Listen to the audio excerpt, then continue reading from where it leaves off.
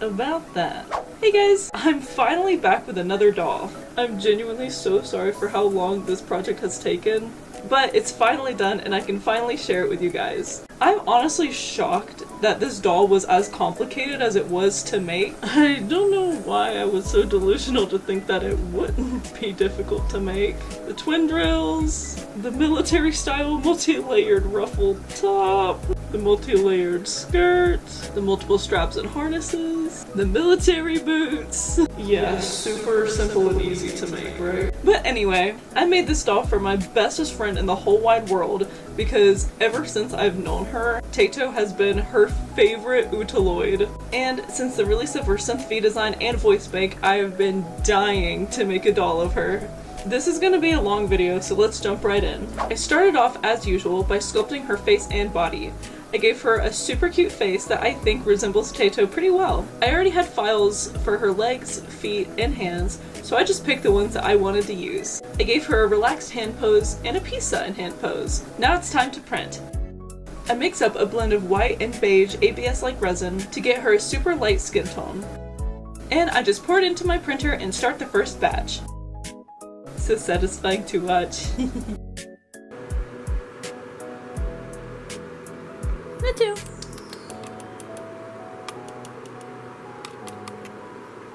After a few days, all the prints are finally finished.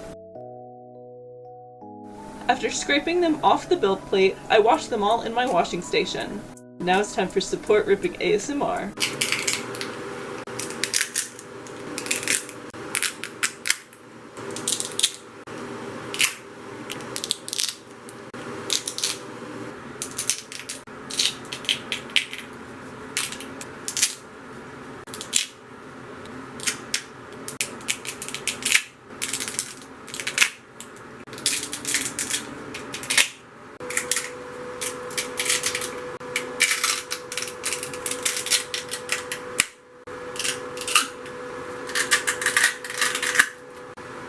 After they're all nice and clean, I cure all the pieces in my curing station.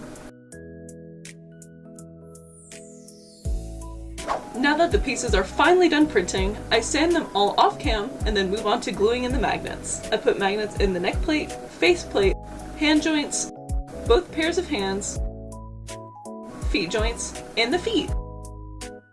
Next it's time to string her. I start with the torso, stringing the elastic through both armholes, and beat the arms on, starting with the shoulders, then the elbow joints, the forearms, and then stopping the elastic with my tweezers so I can remove the wire and hook on the hand joints.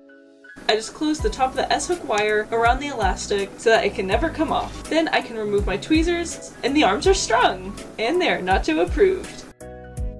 Here I'm showing how I made the hooks for the foot joints, since I do it a little bit differently than just regular S-hooks. I start by hooking the wire around the joint's bar and tightening it. Then I bend one side of the wire around the other side a few times and then I cut that side off. I also cut the unbent side short, but I keep it long enough to create the hook. Then I can string the rest of the body. I first string my elastic through the neck plate, into the torso, then onto the lower abdomen where I pull the string through both leg holes. Then, like I did with the arms, I bead each piece on starting with the hip joints, then the thighs, knee joints, then the shins, which I had a little bit of trouble with, but I made it work. Then I stop the elastic with my tweezers, pull out the wire, hook the foot joints on, and tighten the hook around the elastic. Finally, I can remove the tweezers and she's all strung! I attach her hands and feet and she can stand on her own. She's also very tall, standing at around 60 centimeters, if I remember correctly. Moving on, I decided to paint her nails. You will also see her eyes on screen as well since I did the hands and the eyes at the same time, but they are separate for the video. I used some nail polish and paint 2 coats of shade Bury Me in Hollow from Hollow Taco on both pairs of hands and her feet. And I know the feet won't be seen, but I did it for the love of the game.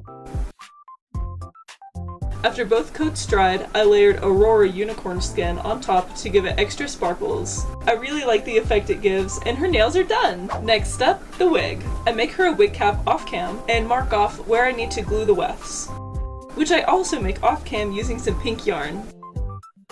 Teto's hair is very specific, so I really didn't want to mess this up. So I went through a couple of options that I could do for her twin drills, but I ultimately landed on using some wire to make the shape. I don't really know how to explain what I'm doing besides just saying that I bent the wire in a spiral, so I just bend the wire in a spiral until it looks right. And here's how it looks so far. Next, I take some tape and cut strips from it. Then I very meticulously wrap the tape on the inside and the outside of the spiral. Then, off cam, I paper mache on top of that. This essentially makes the drills more structurally sound and gives the wefts a better base to be glued onto. Then I can start gluing the wefts. I start on the inside, pinning the top in place and hot gluing it down. Then I seal the weft with some hair gel mixed with a little bit of water. Also, I go from bottom to top so that the ends of the hair can cover the top of the weft below it. Nacho! Nacho. After I finish the inside, I repeat that same process on the outside.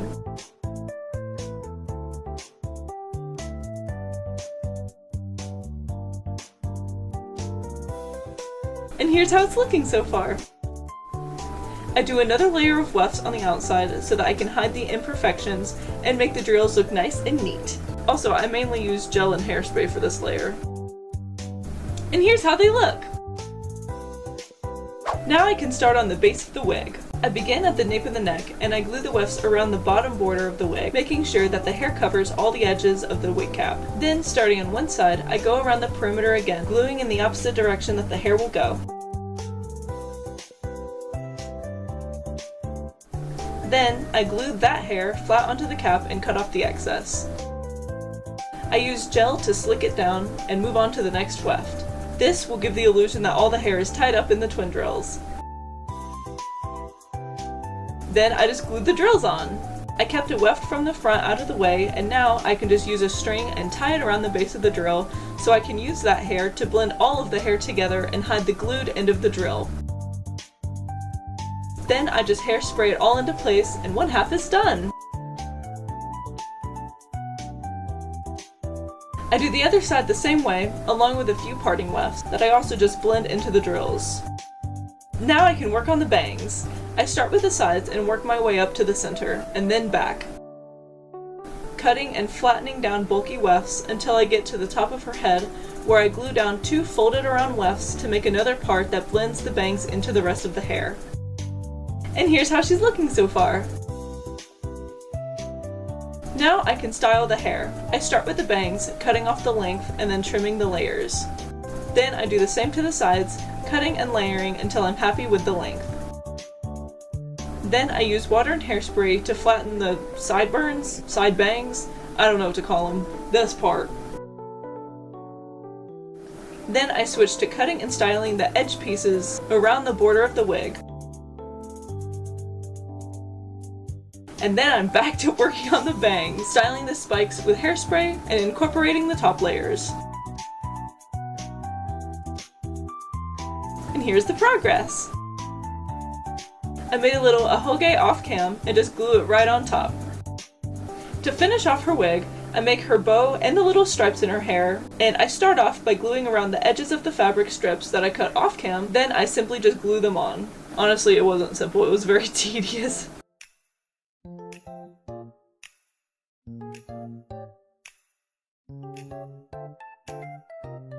Next, I prep a small strip of fabric that I just hot glue around the tie of the twin drill.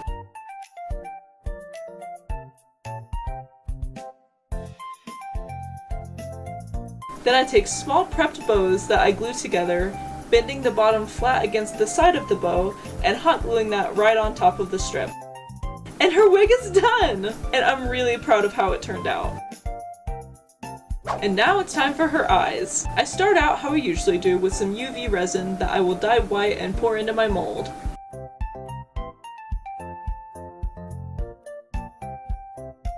I tap and burn away the bubbles, then I just cure it under my UV light. With the bases finished, now I just have to paint the iris cavity with some white so that the color of the iris doesn't show through the white resin. After that dries, I use the same nail polish that I use for the nails, and I paint the irises. No, Puff. After that dries, I add a small drop of a lighter pink shade, Blush Money by Hollow Taco, to add some dimension. Then I paint some small rhinestones black for the pupils. And after everything dries, I use some clear UV resin to glue the pupils in and cure them. Then I pour another layer of resin and cure that. And finally, I glue in more rhinestones as catch lights and pour the last doming layer of resin and cure it one final time. And here's how the eyes turned out! Wait, the lighter ring on the inside came out better than I expected. Wait, that looks so accurate. That ring is much more noticeable than I was anticipating. I'm about to do the face up for Teto, but I just needed to do a fit check real quick. Yeah, anyway, I'm gonna do the face up now. Guys, I got my driver's license today. Chat, we needed this W.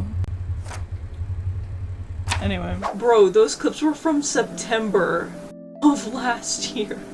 Anyway, it's time for the face up. After spraying her face with MSC, I start off by blushing her cheeks, nose, and forehead with red pastel chalk dust. It takes me a few layers to get the color built up, but I finally get it to a good opacity. Then I blush her lips and eyelids a little bit to add a bit more life to her. Then I use some reddish brown pastels to color in her eye creases. Then I use a light brown watercolor pencil to deepen and sharpen that crease, as well as draw in her tear ducts and under eye creases, that I then just blend in with a smaller brush. There's a Nacho. Hi, Nacho. Hey. After my nacho interruption, I use a kneaded eraser to lighten the lines I just drew, then more pastels to shade the under eyes once more, as well as shade some of the other shadows on her face. Next, I use pink pastels and pencils to color in her lips, again building up the color to get the right opacity. Then I draw on her eyebrows, carefully drawing and shading in the hairs, using my eraser to help shape them when needed. Afterwards, I can sketch her eyeliner. I copied the eyeliner on the other eye, and as you can see, I've added a few drawn-on eyelashes as well. Now I can line those lines with some black acrylic paint. I take my time with this part since, in my opinion, it's what makes or breaks the whole face look. After I finish the eyeliner, I carefully paint on her bottom lashes. Then I give her some black eyeshadow to blend the bottom lashes in a bit better. Next, I use some PVA glue to glue her some lashes. Lashes that I cut from a real strip lash. And she's looking good! Finally, I can gloss her lips and her waterline and give her some sparkly highlighter, which is the actual highlighter that I use for my real makeup. And now I can finally put her eyes into her face. And here's her face! She looks so pretty! And I'm really proud of how she turned out. Now that her body and wig are finished, we can finally start on her outfit. Again, I'm not sure why I was so delusional to think that this outfit wouldn't be difficult to make. It was very difficult to make. But anyway, here's how I made it! Starting with her top, I make a pattern and cut it out of some light gray cotton fabric. I lay everything out neatly and then I can start sewing. I take my two back pieces and just sew them right down the middle. Then I take my two front panels and sew in the darts. Then I cut off the excess and now I can attach the front pieces to the back by sewing the shoulders together. Next, I sew on the collar. Then I cut little notches around the seam so I can glue down the excess fabric to make it look neat, and so the collar stands up properly.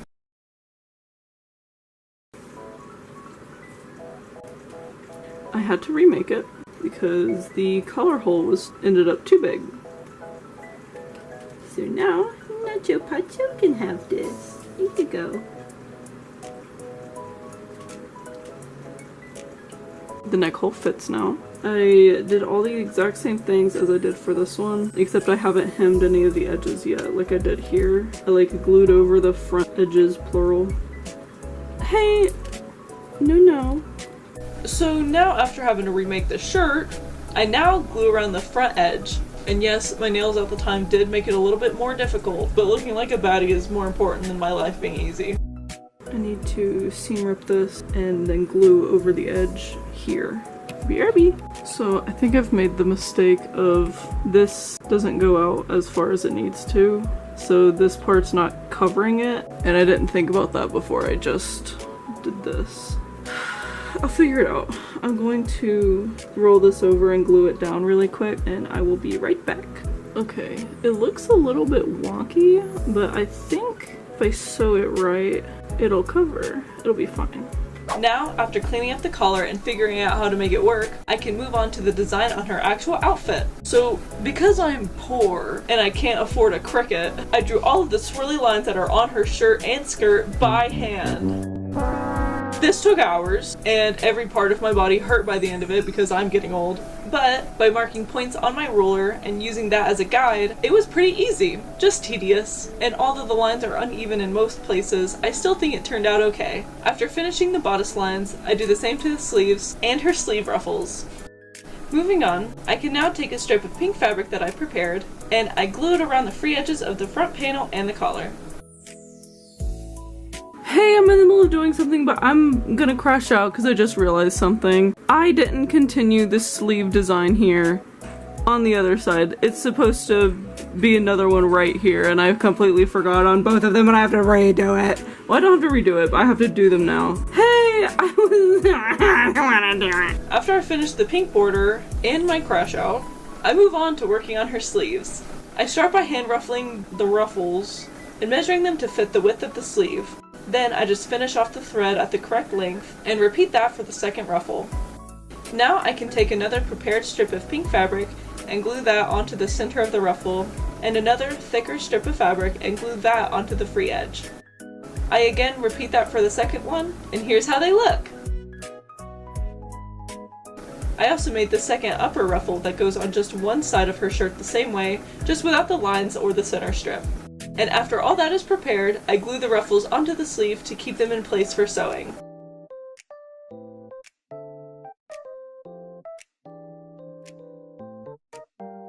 I tailored this a little bit so that it fits better, but I also added some magnets.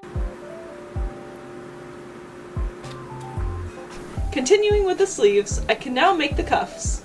I take some black cotton fabric that I cut to the width of the sleeves and fold them over. Then I sew them on in the direction of the sleeves so that I can fold the cuff back up to make them look like the cuff is on top of the sleeve. Now that I have all the main parts of the top prepared and ready to be sewn all together, I completely ignore all of that and start working on the accessories. Starting with her name tag that's on her collar.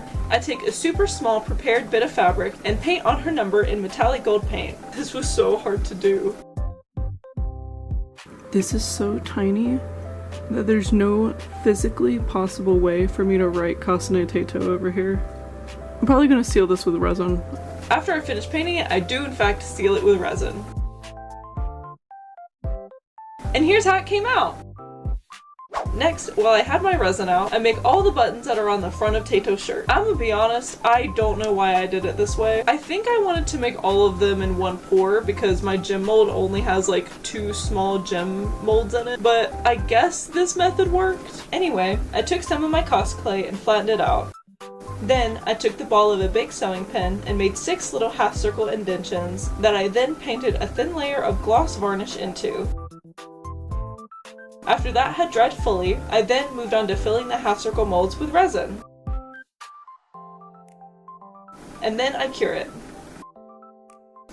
Next, I rip all of them out of the clay and painstakingly have to scrape off all the clay from each one. And here they are! A lot more than 6, but who's counting? Now all that's left to do is paint the backs of them with metallic golden paint and gloss the top. And here's how they came out! And now I can set those completely to the side for later. Next, off cam, I glued on a Velcro closure in the front panels, and I quickly glue on her little name tag that I made earlier onto her collar. And now one last thing before I commit to sewing on the sleeves. I make small fabric loops and little shoulder pads off cam. Then I glue one side of the loop to the shoulder of the shirt. Then I use the shoulder pad to measure the length that I need to cut and glue from the gray loop so the pad can fit snugly in place. And here's how it turned out. And now I can finally sew on the sleeves. I pin the sleeves in place and nervously and carefully sew it. Then I do the same on the other side, and now I can sew the sides together. And here's how it looks so far. I also glued around the bottom edge of the top off cam.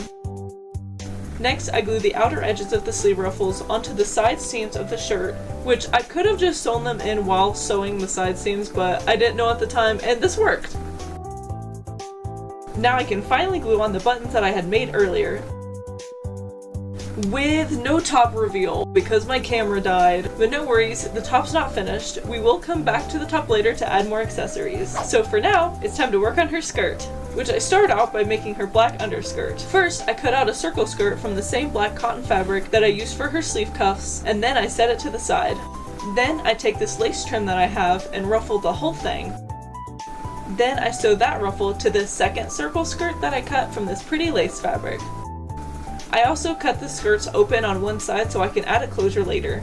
And now I just sew the two skirts together around the waist.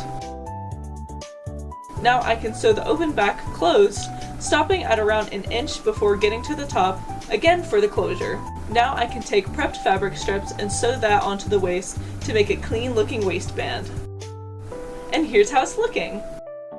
I didn't film it, but I did glue in a Velcro closure, and I also ended up flipping the skirt inside out so that the lace is on the outside. Now I can make her main skirt, which please bear with me for this part. I will try to explain my process as best as I can, but to be honest, this entire skirt, along with the entire project, was trial and error. So to start, I take these oddly shaped pieces and sew them together to create quarters of the full skirt. Then I sew two of those panels together for the front and two for the back. And now I have two halves of the skirt. And now I measure how much I need to take off the bottom to make room for the pink edge that I'll add later. Then I just cut that off, leaving a little bit of seam allowance. Next, I glue down all the excess fabric left inside of the skirt to make it nice and flat. And here's how it's looking. Now I can sew the two halves together on just one side so I can still add in a closure for later. Next, I work on the pink border. At first, I had just sewn it straight on without thinking about it, but it did not look right at all. So I removed it and now I can sew it correctly. So to actually make it the right way, I essentially had to extend the bottom of the gray skirt panels down so each pink panel is flared out more on the bottom than on the top. I do that all on the same strip, so I just have to sew it together and glue the excess fabric down.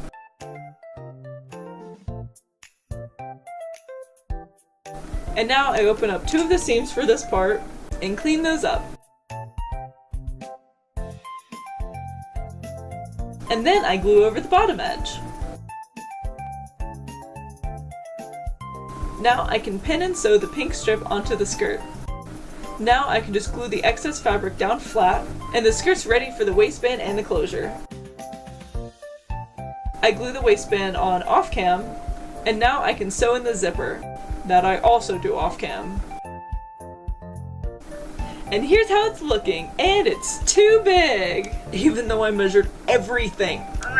But it has a nice working zipper. I also stapled the bottom of the zipper so that it acts as a zipper stopper. But this also means that I can add the little fold ruffle that's on the back of her skirt, and I do that by just using some Uhu glue. And now I can do the same thing that I did to the top and draw on all the swirly lines. And here's how the base of the skirt turned out. The full skirt also isn't done, but we will come back to it later. For now, we switch lanes back to the top. I prepped these small fabric strips so that I can make these cuff straps. I cut the ends to a point and then seal the edges with some glue. I make 4 of these and simply glue some tiny resin buttons that I made off cam onto either side of the strap.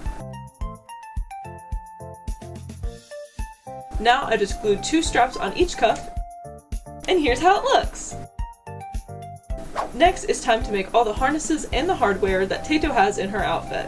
These were very time consuming, but also very fun to make, and it all turned out really cool. To start, I take a long thin strip of pleather and glue the sides over, clipping it in place to dry. And after it dried, there was some excess fabric that I just cut off. Next, I take the strip and measure out how much I need and cut 2 strips from it. Next, I make the buckles. To make them, I take little snakes of air-dry clay and sculpt them directly onto the straps using some PVA glue. I also glue on tiny little caviar beads as the buttons. I finally finish sculpting all the buckles, and I also add a wire loop to the end of the shorter strap so it can connect to the longer strap. Now I make the skirt straps. I do the same technique to these straps as I did on the ones before, and I glue on a jewelry clamp to one end of each of them, along with a jump ring. Then I cut the other end at an angle, and as I did before, use glue and clay to make the metal cap. My stupid self is just now realizing that I can take paper clips and bend them to be this part that I made, and this little triangle part that I made, which is like this part, and these triangles. Brother, this whole time I could have just been bending wire, and I decided to hand sculpt every single one. Well, now that I know this, I'm going to make tiny little triangles. I'm so glad I figured this out because the connecting buckle looks and works so much better now as a wire instead of the clay that I had before. Now, setting the harnesses aside, I now move on to working on her signature belt. I start with a strip of pink fabric that I just sewed the ends together and cut off the excess, with Nacho of course right in my business as per usual. Then I spend way too much time trying to turn the strip inside out. Afterwards, I can just flatten it and measure how much I need to cut. Now I can add jewelry clamps to both ends of the strip. On one end, I add just a jump ring, and on the other end, I add a small clasp that I stole off of a necklace that I never wear. And here's how it looks.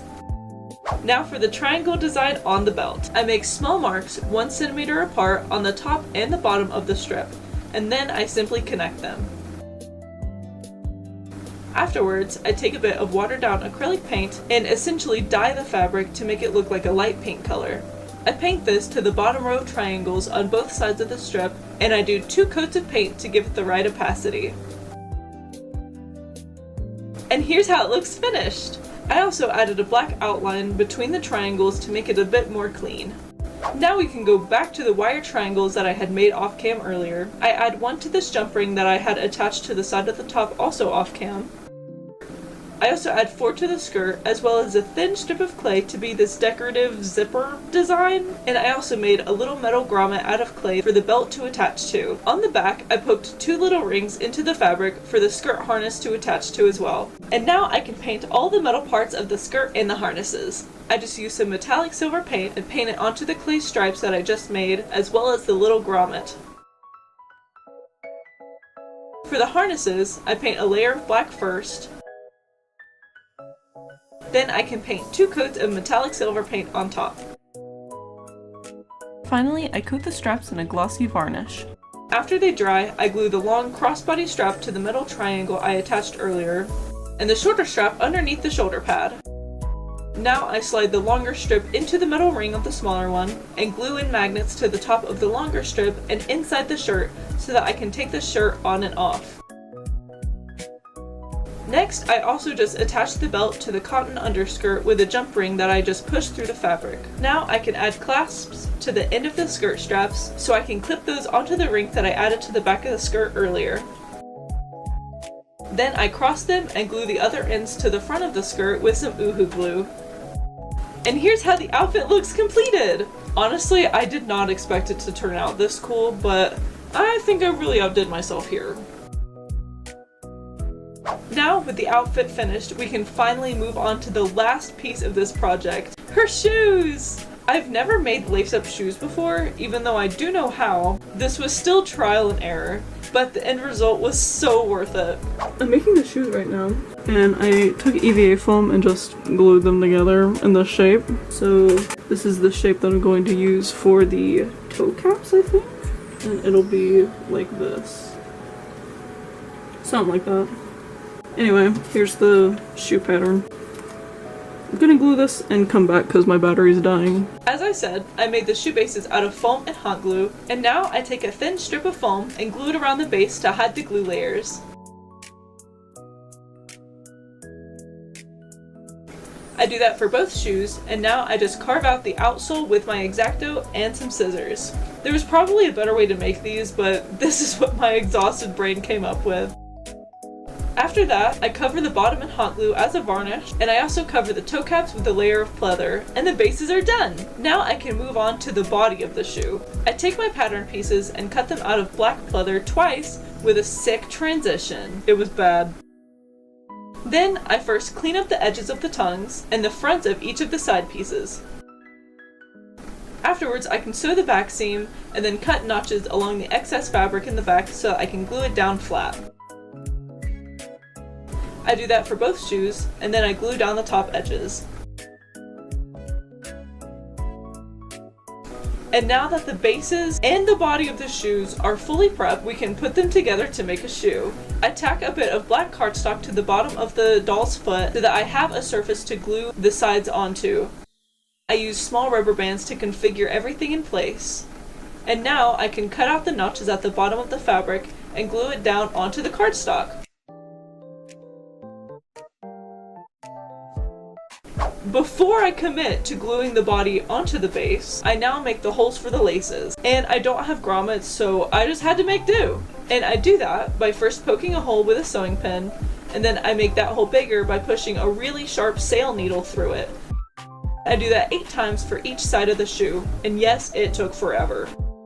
Now I can use my metallic silver paint again and just paint on the grommets using the ball of one of my sewing pins. Also making sure to re-pierce the holes so the paint doesn't cover them. I again do that for each hole on each shoe, and here's how it's looking so far. Next, I glue the tongues to the inside of the toe caps, and now I can finally glue the bodies onto the bases. I just use hot glue, and I also put the foot inside the shoe so that I can have better pressure and make sure it glues down correctly. I also glue the fronts of the sides of the shoe into the shoe caps so they aren't poking out. And here's how they're looking. The tongues ended up being a bit too short, so I had to take them out and add a bit of extra fabric to the bottom, and then I just re-glue them back on. And now I can lace the shoes! I take some embroidery thread and a large needle and lace the shoes one side at a time. I lace both ends inward into the first holes, and then I take one side and lace it through every other hole on either side of the shoe until I reach the top. Then I just repeat that for the other side of lacing. And now I can put the shoe onto the doll and tighten them nice and tight. And here's how they're looking. Before I fully tie the laces, I make little leg warmers. I make leg warmers instead of socks so that they're a little bit easier to put on and doesn't add any extra bulk to the feet. I, completely out of frame, take my sewn pieces that I did off cam and glue the excess fabric flat. And while I had my fabric and glue out, I also make the pink straps that are on the back of the shoes. I make these the same way that I made the straps for her sleeve cuffs, and I just rounded the edges instead of pointing them. After I finish prepping them, I just make the buttons out of hot glue, and I just do it directly onto the fabric and use my finger to flatten and smooth them out a bit. Then I just paint them black and gloss them with varnish. With everything prepped, I add a little bit of pizzazz to the shoe with a small black ribbon. I just glue it onto the bottom of the outsides of the shoes to cover some of the ugly glued parts. Also because it just looks pretty. I do that to both shoes, and I also add a small bit to the top of the toe caps, purely for decoration this time. Next, I can glue the pink strap onto the back of the shoe with some hot glue. And here's how it looks! Now with the leg warmers finished and on, I can slide the shoes on with the feet inside the shoes already. And I can finally tie the laces. I wrap the laces around the back, switching sides and then back to the front where I tie a pretty looking bow, making sure that they're nice and even. Then I can cut off the excess thread and use a little bit of hot glue to make the aglet. Aglet mentioned! And the shoes are finished! I'm so proud of how they turned out. Before I finished them, I had an idea in my head about how they were gonna look, but I'm shocked at how cool they actually turned out. And with that, every piece of this doll is finished, and all that's left to do is to put her all together. It's so cool watching her come to life as I'm dressing her. I'm so glad I decided to make her. And here she is! And now it's time for the reveal photos that I had to take at my friend's house after I had already given it to her. So the photos are a bit plain, but they're still really cute.